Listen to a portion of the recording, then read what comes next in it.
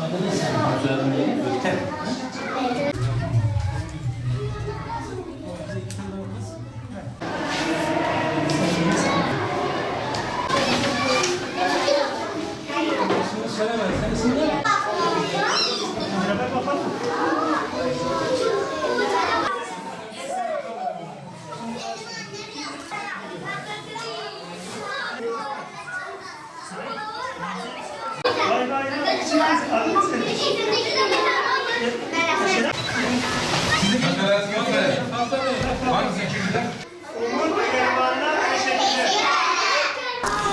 Bismillahirrahmanirrahim. Umut Kervanı olarak biz Şanlıurfa'da geleceğimizi aydınları olan çocuklarımıza 2023-2024 yılın eğitim yılıyla beraber biz kırtasiye yardımında bulunuyoruz.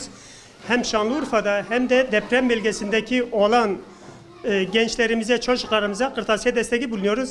Bize bu desteği veren hayır sahiplerden Allah razı olsun. Şu an yüzlerce kişiye biz kırtasiye yardımı yapacağız. Ama imkanlarımız olursa, hayır sahipleri bize destek verirse inşallah bunu binlerce kişiye çıkarabiliriz. Çünkü Şanlıurfa'da fakir ve mağdur aileler çoktur. Muhtaç sahibi olan ailelerimiz, çocuklarımız çoktur. Biz herkese ulaşmaya çalışıyoruz. Hayır sahiplerinin desteğini bekliyoruz. Bize destek veren herkesten Allah razı olsun. Teşekkür ediyoruz.